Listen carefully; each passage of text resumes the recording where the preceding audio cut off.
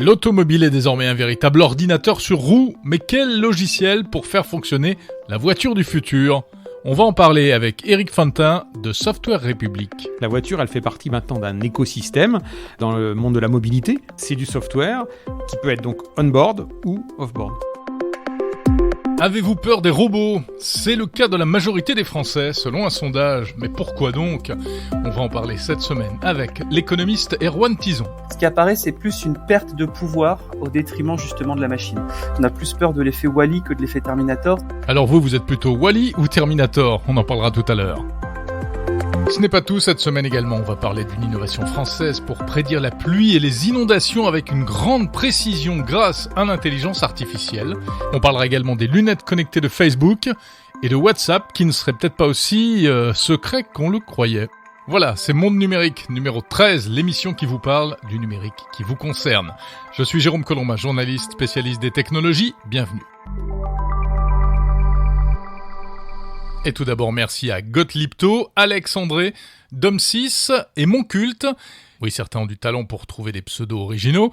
Vous tous, vous m'avez envoyé des messages et des commentaires, aussi bien sur Apple Podcast, sur Podcast Addict que sur Twitter. Alors surtout continuez, n'hésitez pas à noter, à commenter ce podcast. Un grand merci d'être de plus en plus nombreux au rendez-vous. Monde Numérique est disponible sur les applis Apple Podcast, Spotify, Podcast Addict, sur le site mondenumérique.info. Et là, vous pouvez vous inscrire à la newsletter pour recevoir chaque samedi matin directement le podcast dans votre boîte mail. Vous pouvez également retrouver les épisodes sur le blog attitude-techno.fr où là, vous pouvez laisser des commentaires. Enfin, vous pouvez écouter l'émission chapitre par chapitre sur Apple Podcast et sur mondenumérique.info ainsi que sur YouTube.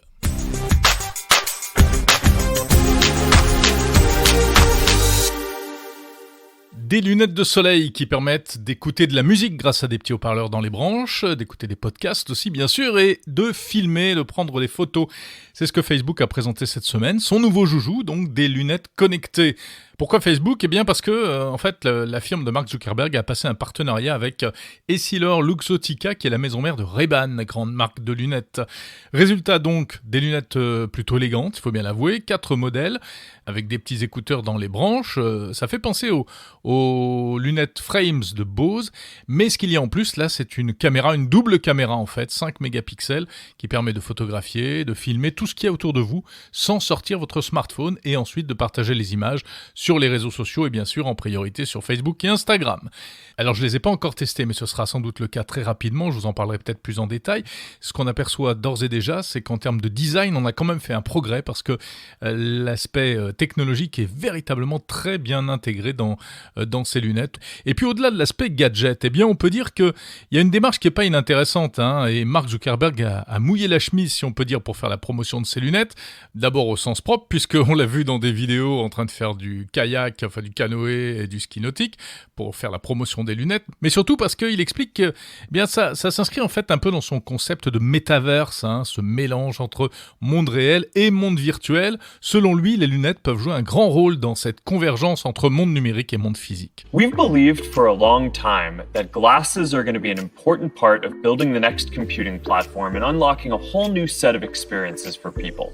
Alors on est quand même un peu déçus car il n'y a pas de réalité augmentée dans ces lunettes alors que Zuckerberg nous avait promis des choses un petit peu dans ce genre-là. Pour l'instant, ce n'est pas le cas. En fait, ça ressemble beaucoup à des produits qu'on a déjà vus. Bien sûr, les Spectacles de Snapchat ou encore les Google Glass plus anciennes en 2013.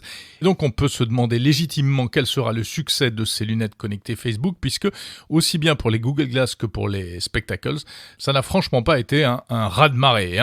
En plus, les Google Glass s'était heurté à un vrai problème de fond qui est la question du respect de la vie privée et des porteurs de Google Glass en Californie s'étaient fait agresser carrément parce que bien sûr on peut filmer à peu près tout et n'importe quoi sans que les gens s'en rendent compte. Alors là sur les lunettes de Facebook il y aura quand même une petite lumière rouge qui devrait s'allumer quand on filme. Alors qu'est-ce que vous en pensez d'ailleurs de ce concept de lunettes qui intègrent une caméra ? Est-ce que vous trouvez que c'est bien, dangereux, c'est flippant ou au contraire c'est plein de promesses ? Dites-le moi en commentaire par exemple sur attitude-techno.fr.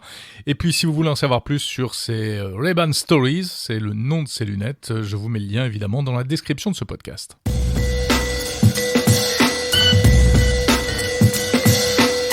Et si nos conversations sur WhatsApp n'étaient pas aussi secrètes que ça ? Vous savez que la promesse de WhatsApp, la messagerie qui appartient à Facebook, c'est de garantir une totale confidentialité grâce à ce qu'on appelle un chiffrement de bout en bout. C'est-à-dire que les messages sont en principe chiffrés, encodés au départ du côté de l'expéditeur jusqu'à l'arrivée chez le destinataire. Et donc, en principe, même les responsables de l'application ne peuvent pas lire ces messages.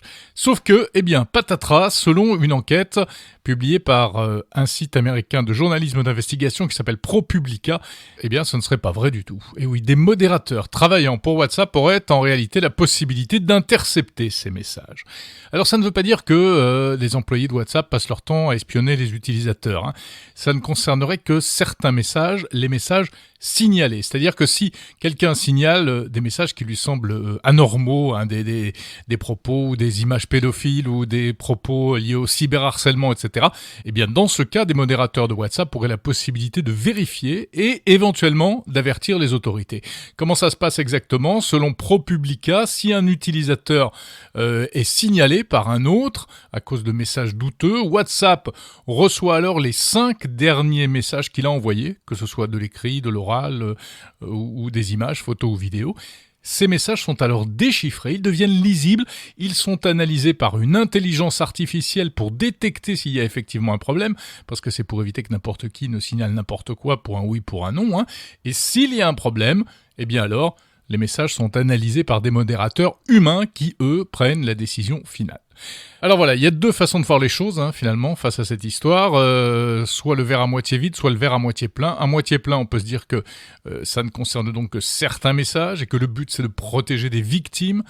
Et si on veut voir le verre à moitié vide, évidemment, on va se dire que c'est scandaleux, que ça va à l'encontre des affirmations des dirigeants de WhatsApp qui ont toujours juré qu'ils ne pouvaient pas accéder à nos conversations. En tout cas, ça pose une fois de plus la question fondamentale de la modération des contenus versus le respect de la vie privée. Une question qui est vraiment pas simple et là-dessus, chacun a son avis en fonction de ses convictions.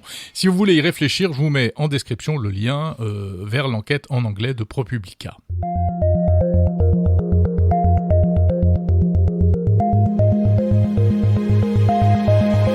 Tiens, si on passait des réseaux sociaux à l'automobile, ça n'a rien à voir et c'est justement ça qui est bien. Cette semaine, à Munich, Renault a présenté son nouveau bébé, la Mégane E-Tech. Une version électrique de la célèbre berline Mégane et une version hyper high-tech, comme son nom l'indique. Donc l'intérieur est magnifique, une planche de bord qui affiche un double écran, notamment un écran central immense pour toutes les commandes qui ne sont pas liées à la conduite. La voiture est équipée du nouveau système Google Automotive, qui est la version évoluée de Android Auto, qui prend en charge tous les éléments liés à la navigation et au divertissement à bord. On sait que le numérique aujourd'hui est omniprésent dans les voitures, pour le divertissement principalement, mais aussi pour le fonctionnement du véhicule lui-même, pour le moteur, les pneus, les freins, etc. Mais pour l'instant, tous ces systèmes sont séparés, voire éclatés. Et si on considère qu'une voiture, c'est un ordinateur, ça ne paraît pas très logique finalement. C'est surtout le cas du côté des constructeurs traditionnels, bien sûr, comme Renault, qui, au départ, ne sont pas des entreprises du numérique.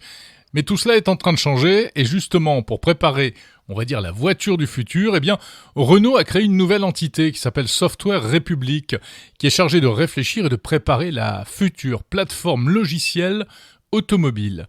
Alors c'est un sujet passionnant, et pour vous le faire partager, je suis allé au siège de Renault, à Boulogne-Billancourt, afin de rencontrer Éric Fintin. Il est le directeur des opérations de Software République. Il nous raconte tout ça, et d'abord il nous explique ce qu'est exactement cette Software République. Bonjour Éric Fintin. Bonjour. Avant toute chose, qu'est-ce que c'est Software République ? La Software République, c'est une nouvelle entité qui a été créée sous l'impulsion de Luca De Meo, notre CEO, lorsqu'il a annoncé le plan stratégique de Renault en début d'année. Il a finalement donné une direction pour le groupe de devenir une tech company, ce qui était une ambition très, très ambitieuse et pour laquelle on ne pouvait pas fonctionner tout seul pour finalement faire cette transformation. Et c'est comme ça qu'est née Software République, avec donc Atos, Dassault Systèmes, Orange, ST Microelectronics et Thales.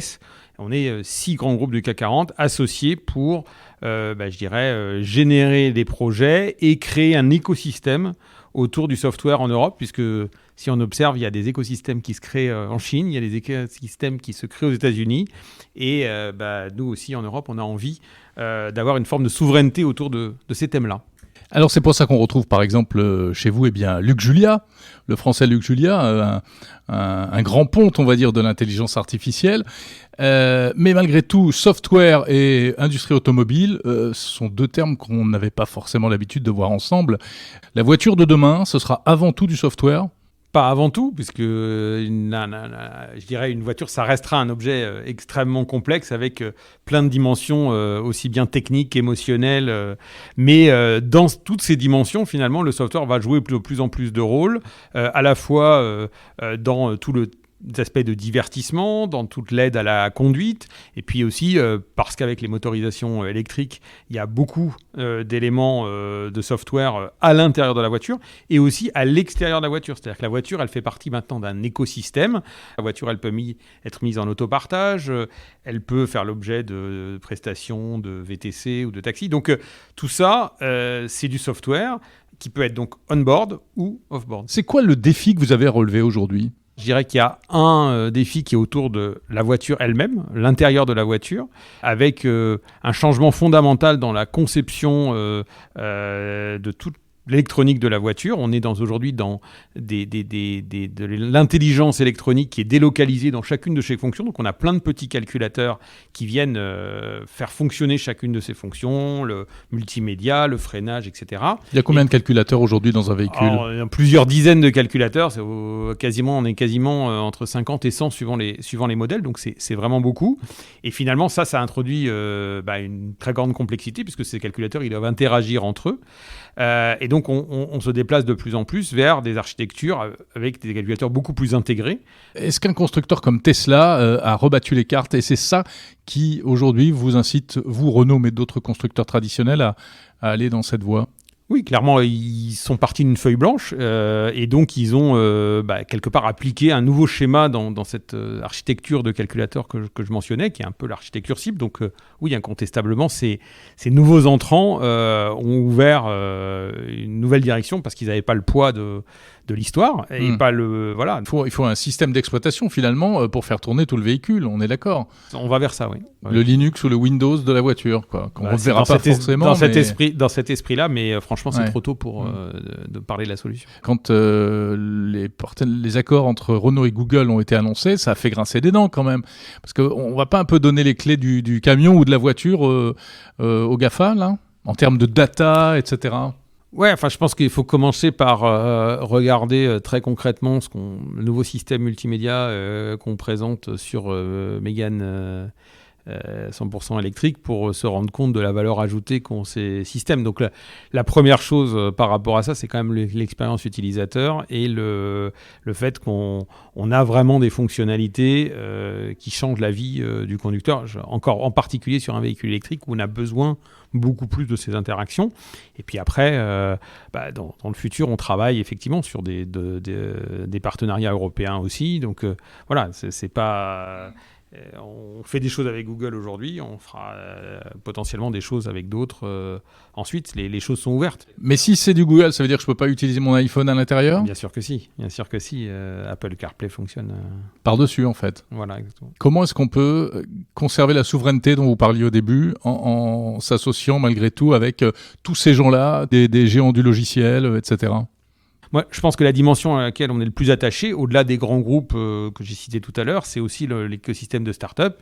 Il y a énormément de créativité, énormément de nouvelles idées, de nouvelles manières de fonctionner, des fois plus rapides que nous, on peut avoir dans les grands groupes. Et donc, c'est très important qu'on s'entoure des start-up. C'est pour ça, d'ailleurs, qu'on a lancé un gros challenge autour des data de la mobilité avec les 6 partenaires, donc un Mobility Challenge qui permet à finalement des startups, des universités, des centres de recherche d'avoir accès à nos données pour proposer des usages, des nouveaux business, des nouveaux services, parce que finalement, quand vous regroupez les données de Renault autour de sa voiture, d'Orange autour des données de mobilité, de Thales autour des infrastructures ferroviaires ou des villes, etc., Atos, on a finalement énormément d'informations et à partir de là, il y a l'imagination qui permet de faire beaucoup de choses. La sécurité, la cybersécurité, est-ce que demain, la voiture, ça va être le paradis des hackers ? Ça doit vous inquiéter un peu, ça, non ? C'est un sujet de travail et clairement aussi pour Software République, puisqu'on a des gros acteurs de la cybersécurité qui sont avec nous. Donc, je dirais que c'est une tendance qui, comme d'autres industries, on suit et on se prépare effectivement pour apprendre à gérer les éléments autour de la cybersécurité.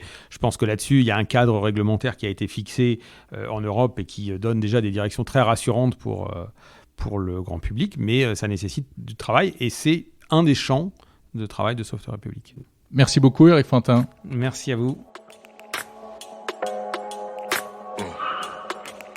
Et donc, vous avez noté, si cela vous intéresse, ce hackathon Mobility Challenge. Vous avez jusqu'au 13 octobre pour candidater. Je vous mets le lien en description.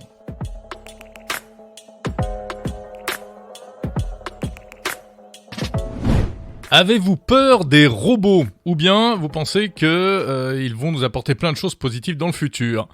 On parlait la semaine dernière dans Monde Numérique du futur robot humanoïde de Tesla, et on évoquait justement le fait qu'on n'est peut-être pas tout à fait prêt à voir des robots de forme plus ou moins humaine déambuler dans les rues pour porter les colis ou vider les poubelles, etc. Et pourtant, les robots, ça commence à devenir une réalité. À Singapour, par exemple, au début du Covid, les autorités ont lâché dans les parcs le robot chien de Boston Dynamics, qui patrouillait pour rappeler aux gens les distances de sécurité. Ça a été plus ou moins bien accueilli. Et depuis quelques semaines, toujours à Singapour, un nouveau robot a été mis en service pour traquer les incivilités.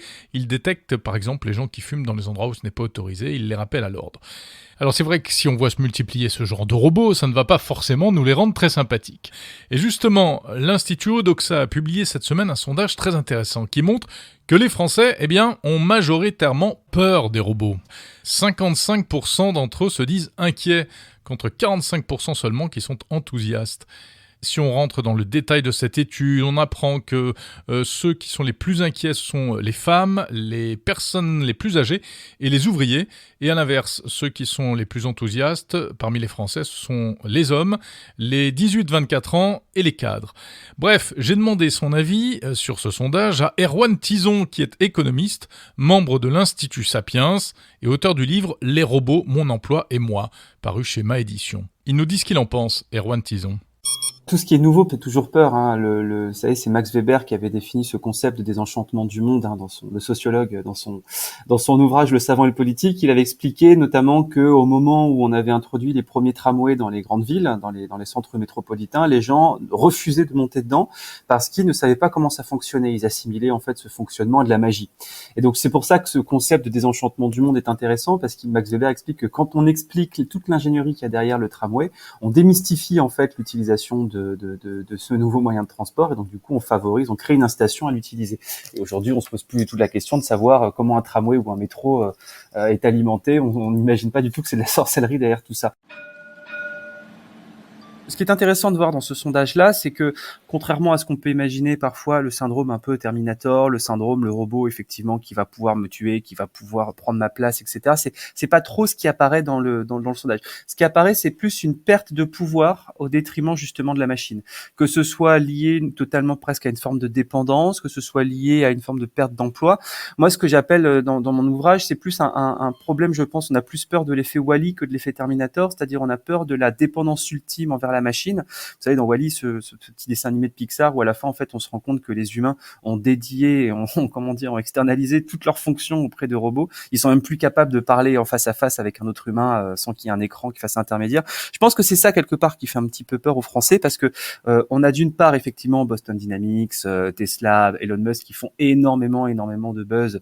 Je pense que c'est plus du buzz que de l'opérationnel ingénierie, mais ça c'est autre chose, sur justement la capacité des nouveaux robots. Et d'un autre côté, les Français sont donc un petit peu perdus entre cette volonté de ne pas perdre notre dépendance humaine et cette volonté de ne pas tomber dans un tourbillon presque lié à la science-fiction, en tout cas un tourbillon d'annonces marketing. Donc Je pense que cette peur, en fait, elle existe dans ce clair-obscur. Donc, ce qu'il faudrait, tout simplement, c'est un désenchantement du monde, un nouveau désenchantement du monde sur la robotique. Expliquer concrètement comment fonctionne la technologie. Expliquer concrètement ce à quoi peuvent servir les robots. Expliquer concrètement ce que ne peuvent pas faire les robots. Par exemple, le montrer qu'un robot Android, ce n'est pas forcément, en fait, ou humanoïde, c'est pas forcément, en fait, une bonne chose d'un point de vue optimisation ingénierie.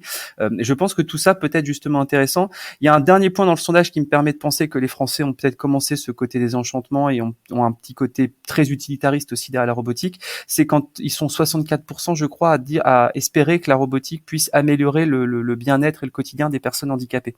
Et donc, du coup, on a justement cette vision, on commence à tomber un peu dans cette vision presque quotidienne, une session quotidienne du robot. Et ça, je trouve ça intéressant qu'il commence à y avoir cette maturité qui est peut-être le premier pas sur le long chemin du désenchantement du monde. Alors, il y a aussi des craintes récurrentes sur le robot va me voler mon travail. Est-ce qu'on a raison d'avoir peur de ça ? Alors oui à court terme, non à long terme. Oui à court terme, il y a beaucoup d'études qui notamment on cite souvent l'étude de Frey Osborne qui estime que environ 40% des emplois au niveau mondial sont amenés à disparaître sous l'effet de la robotique. Moi dans mon essai, j'étais pour le marché du travail français, j'étais environ à 42%. En fait, il faut se dire que dans l'histoire économique, à chaque fois qu'une technologie, qu'une innovation a concurrencé la réalisation de tâches par des humains, elle a fini en fait tout simplement par remplacer l'humain.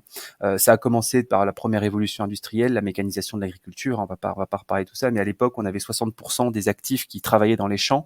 La mécanisation de l'agriculture a permis tout simplement de supprimer la plupart de ces emplois-là, mais aussi de supprimer la pénibilité liée à ces emplois-là, et quelque part a permis, via notamment la mise en place du chemin de fer, de la locomotive, de créer justement l'industrie et de créer les différentes métropoles. Donc du coup, de créer énormément d'emplois en détruisant certains. C'est la fameuse destruction créatrice de Schumpeter. Il faut savoir que donc du coup, quand on regarde vraiment d'un point de vue d'un trend historique depuis environ 300 ans, dès que la technologie a détruit un emploi, elle en a quasiment immédiatement recréé deux, mais dans des secteurs qui sont différents. L'économiste Alfred Sauvy appelle ça un effet de déversement sectoriel. Donc effectivement, il y a beaucoup d'emplois qui vont disparaître sous l'effet de la révolution technologique. Moi, je pense que c'est une très bonne chose.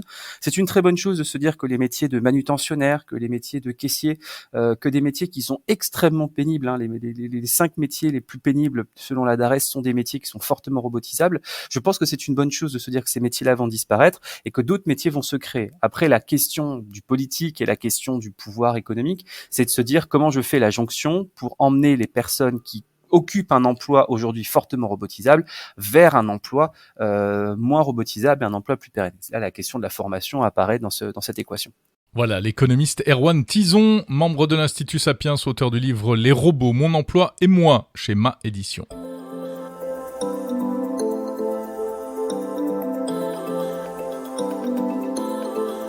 Allez, on va parler innovation à la française maintenant et en matière de météo. Les inondations récentes en Allemagne, à New York aussi, ont mis en évidence d'une part les conséquences probables du réchauffement climatique et aussi la nécessité de mieux prévoir ces événements qui peuvent s'avérer dramatiques. Eh bien, c'est ce que permet une innovation mise au point par une start-up française, donc HD Rain. C'est une technologie qui permet de prédire les chutes de pluie de manière très précise, sur une zone en particulier, jusqu'à 2 heures à l'avance. Comment ça marche ? Eh bien, c'est ça qui est plutôt insolite parce que ça fait appel à l'intelligence artificielle et cela utilise quelque chose qui est déjà très présent dans notre environnement mais qui n'est pas fait pour ça, les paraboles télé, les paraboles satellites. Et oui, paraboles plus IA, ça permet de prédire l'arrivée de la pluie en analysant les ondes électromagnétiques présentes dans l'atmosphère à cet endroit-là. Une belle innovation donc qui mérite qu'on en parle dans le monde numérique. Explication de Ruben Alali, cofondateur et CEO de HD Rain. Ce qu'on fait, c'est qu'on branche un capteur derrière une antenne qui est normalement là pour recevoir la télévision. Et quand il se passe quelque chose dans l'atmosphère entre le satellite et notre boîtier, on analyse via une intelligence artificielle les perturbations des signaux. Ces perturbations, on peut les relier très facilement à des phénomènes météo, type pluie, orage, précipitation. C'est-à-dire que si vous voyez qu'il y a il se passe des choses entre un nuage et puis votre antenne, ça veut dire qu'il va pleuvoir. Exactement, voilà, on déploie un réseau de capteurs, ensuite ça fonctionne un peu par triangulation. Quand on a un réseau vaste, on arrive à avoir une étendue géographique sur laquelle on est capable de prévoir la pluie de plus en plus importante. Et on va anticiper jusqu'à 2 heures en avance l'arrivée des très fortes pluies. Donc ça, 2 heures en avance, ça permet d'éviter des catastrophes, peut-être, comme on l'a vu récemment en Allemagne, aux États-Unis, etc. Alors 2 heures en avance, c'est déjà assez pour faire de la protection des personnes, de sauver des gens qui peuvent être alertés au bon endroit. Également pour sauver quelques biens, quand c'est possible, sur un créneau de 2 heures. Ce qu'il faut savoir, c'est que la technologie, elle permet d'avoir une résolution de 500 mètres par 500 mètres et surtout d'être mise à jour toutes les minutes. Donc vous êtes plus précis que Météo France ? On vient apporter un jalon de précision supplémentaire sur un territoire. On a un projet avec Météo France International en Côte d'Ivoire. On a déployé 140 capteurs sur le Grand Abidjan pour l'équivalent de Météo France là-bas. Et on sait déjà sur quelques épisodes d'inondations éclairs qu'il y a eu sur Abidjan cette année, qu'on a eu des alertes qui ont été lancées de l'équivalent Météo France vers la sécurité civile dans des zones qui ont été effectivement inondées. Donc le 20 juin de cette année, les systèmes HD Rain ont détecté des très fortes pluies sur une zone et avec 3 heures d'avance là-bas, il y a eu une alerte qui a été lancée vers la sécurité civile qui a pris des actions pour évacuer des gens dans des zones qui ont été effectivement inondées 3 heures après cette première alerte qui avait été lancée. Donc par exemple, vous pouvez prévenir un village en lui disant « Attention, dans 2 heures, vous allez avoir des trombes d'eau, etc. » Voilà, c'est vraiment le but, c'est d'anticiper au mieux et la multiplication des boîtiers HD Rain, des Rainbox comme on les appelle, sur un territoire permet justement d'aller alerter, village par village et même quartier par quartier. Oui. Sur les Alpes-Maritimes, on travaille avec la communauté d'agglomération Sophia Antipolis et l'assureur Alliance. Et on est descendu au niveau du quartier pour la survenue d'inondations par ruissellement. Ce qui compte aussi, c'est la quantité d'eau qu'on va se prendre sur la tête. Ouais, il y a 2 choses importantes en météo. Quand il y a des inondations comme ce qui s'est passé cet été aux 4 coins du monde, c'est la quantité et la vitesse à laquelle cette quantité tombe. Il peut tomber 80 mm en 24 heures et le réseau est capable d'évacuer cette quantité d'eau. Oui. C'est même 80 mm tombent en 1 heure, tout est inondé. Et ça, vous pouvez le prévoir. Voilà, c'est vraiment un des atouts de la technologie, c'est non seulement d'avoir la détection de la quantité, mais aussi de la vitesse d'arrivée de cette quantité d'eau. Quand on parle d'intelligence artificielle, ça veut dire quoi exactement par rapport à ce dispositif ? Alors, nous, ce qu'on fait, c'est qu'on regarde le niveau de puissance du signal qui vient du satellite. Ce niveau de puissance du signal, on peut se dire que c'est très simple et qu'il va varier quand il pleut d'une certaine façon. En réalité, il y a beaucoup de causes de variation. Il va y avoir des perturbations qui sont autres qu'atmosphériques, des variations des signaux également. Et ce que va faire le réseau de neurones et l'intelligence artificielle, c'est trier une variation qui est due à l'atmosphère, une variation qui est due à une différence d'émission du satellite télé. Par exemple, si le satellite télé coupe un canal de télévision, il ne faut pas qu'on prenne ça pour de la pluie. Oui, et pour du une coup, alerte pluie. voilà, c'est ça. Donc du coup, voilà, cette brique d'intelligence artificielle, elle est à cet endroit-là. Ça nous permet d'isoler capteur par capteur ce qui est dû à la pluie, ce qui est dû à autre chose que la pluie, mais qui peut être atmosphérique, et ce qui n'est pas atmosphérique. Ensuite, on regroupe tout sur un serveur de calcul, et là on fait quelque chose, c'est pas de l'intelligence artificielle, c'est plutôt du deep learning, c'est plus même de l'assimilation de données, pour utiliser vraiment le jargon de météorologue. Et donc là on passe de points de mesure sur un territoire à cartes spatialisées sur une application ensuite internet, une web app. Voilà, Ruben Alali de la société française HD Rain. La semaine prochaine, jeudi 16 septembre, on fêtera les 10 ans de Snapchat. L'application Snapchat, créée en 2011. Cette appli qui initialement était originale puisqu'elle permettait de partager des photos qui s'effaçaient ensuite au bout de quelques secondes. Voilà, mardi 14 septembre, autre anniversaire, les 21 ans de Windows Millennium. Bon, on va passer vite sur cet anniversaire parce que c'était franchement pas la meilleure version de Windows.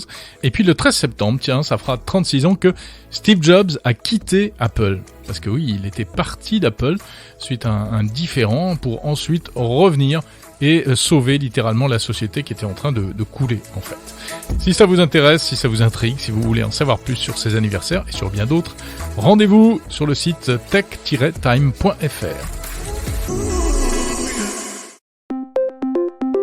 C'est la fin de Monde Numérique numéro 13. Merci de l'avoir écouté jusqu'au bout. Tiens, numéro 13, c'est amusant puisque la semaine prochaine devrait être présenté l'iPhone 13. Enfin, on ne sait pas encore s'il va s'appeler comme ça, donc on en parlera très certainement. Voilà, encore une fois, n'hésitez pas à noter ce podcast et à laisser des petits commentaires, notamment sur Apple Podcast ou sur Podcast Addict, qui sont les deux principales plateformes qui permettent de laisser des notes et des avis. C'est très important pour faire connaître l'émission et pour la rendre visible sur les plateformes. Vous pouvez également partager Monde Numérique si vous pensez que cela peut intéresser des gens autour de vous. Surtout, n'hésitez pas. La semaine prochaine, on devrait parler, peut-être de souveraineté numérique et aussi d'innovation dans le domaine de l'énergie, de l'électricité. Voilà, je vous en dis pas plus. Portez-vous bien. Salut, à samedi prochain.